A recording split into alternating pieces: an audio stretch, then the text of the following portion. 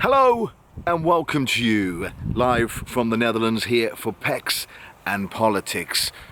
Anne Widdecombe, isn't she ugly, huh? And I'm not even talking about the way she looks. I can't criticise the way she looks. You know, it's all subjective, each to their own, and the poor woman, that's just how she was born. Although she could probably do with a bit of fashion and makeup advice. What I mean is, she's pretty ugly on the inside. Not only does she express some rather distasteful and disgusting views about homosexuality, but I'm afraid if it wasn't enough her being a member of the Brexit Party, her speech within the European Parliament this week was rather inappropriate, I must say, making a comparison of the European Union to a slave owner and Britain the slave. I'm getting a bit sick and tired, to be honest with you, of hearing these comparisons. Jeremy Hunt apparently, although he denies it, compared the European Union to the Soviet Union. And of course there are many Brits who simply just don't like the European Union because it's European, but more specifically it's German. And of course we beat two Germans in 2 world wars, with them trying to take over Europe, and now they're trying to take over Europe again. God forbid that we let them do that. And now, of course, this comparison with empires, that the European Union is an empire trying to take over other countries in Europe. Well, let's break it down.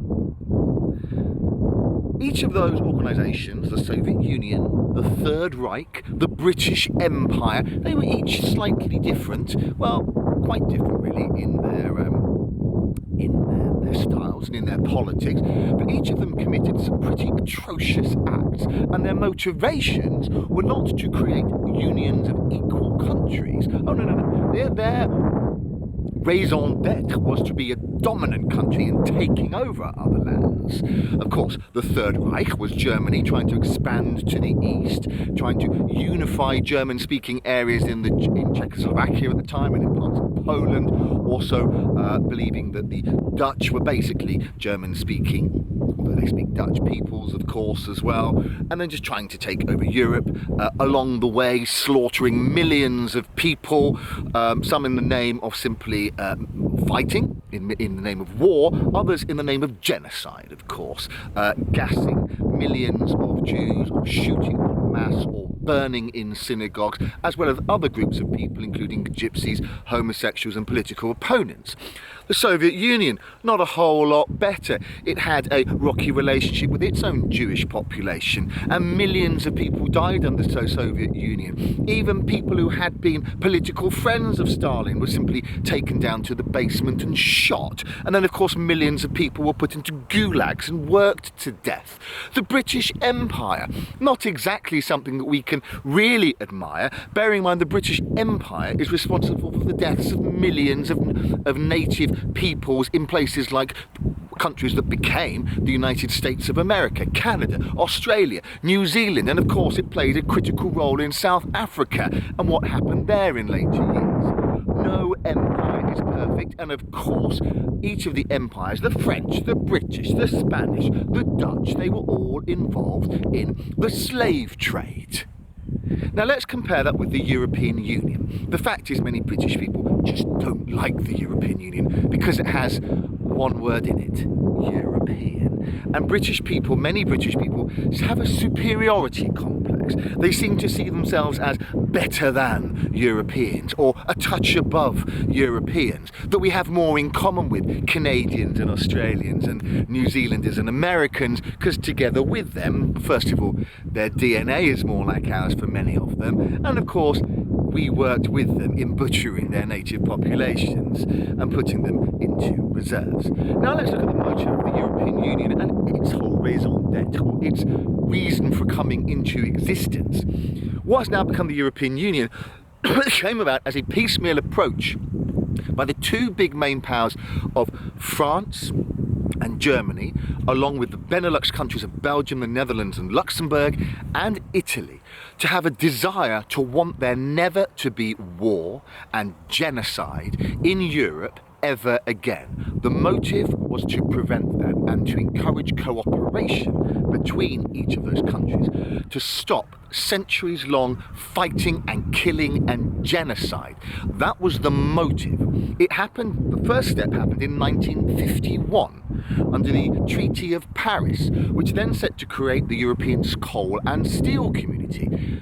Two things, coal and steel, which were critical in the rebuilding of Europe, where France and Germany, particularly in the Ruhrgebiet, the area not far from the French border, was critical areas, was critical in terms of trading between each of those countries and rebuilding Europe. And what it meant, there was now free trade, and all those countries were working together with for those materials. Now that grew through the Treaty of Rome in 1956 to create the European Economic Community in 1957. So then that grew to incorporate other things as well. And of course, the European Community came about in 86, I think, and then of course the Treaty of Maastricht Treaty, Maastricht, not far from here, my nearest big city, was signed in 1991 and came into effect in 1992, which created the European Union. So how does that differ from those other organisations? The Third Reich of Nazi Germany, Soviet Union, and the empires of Britain, France and Spain. As I've already said, their motive was not to take over those countries. It was countries working together, voluntarily wishing to be part of that organisation. There may be, of course, there are individuals within each of those countries who don't want to, but their governments voluntarily wanting to be part of an organisation whose motive was not to kill people, was not to dominate people, whose motive was to create economic prosperity in Europe, yes, was to create cooperation between countries, yes, and as a result of that, to create lasting peace, so that these countries became so intertwined economically, they were working together so much, they were cooperating with each other, that the reasons for war to arise would not occur. And it's worked. There has not been war within the European Union countries. Yes, there has been terrible wars in what was formerly Yugoslavia, for instance, but that wasn't in the European Union. So the European Union comes about as the desire for respect for life, respect for human rights, a desire never to return to the terrible things that have happened in the past, in things like particularly the Third Reich, the Soviet Union, and yes, the European empires that committed gross acts of what do you call it, genocide and murder and human disrespect. I can't think of a better word. There's got to be a better word than disrespect. But anyway, that's my point. And that now people like Anne Widdecombe are comparing the European Union with even the British Empire is disgraceful. Now let's take it back a little bit more as well and address the other issue in the room. Because what people like Anne Widdecombe and members of the Brexit Party constantly go on about is the undemocratic nature of the European Union. Despite the fact that they were elected by British people to represent them by sitting in the European Parliament. Now, what they do criticise is the diminished or the weak role that the European Parliament has in making decisions. Okay, that's possible. But let's also break it down and in comparing it with the British Parliament. People often say, European Union is undemocratic. It's undemocratic institutions telling us what to do.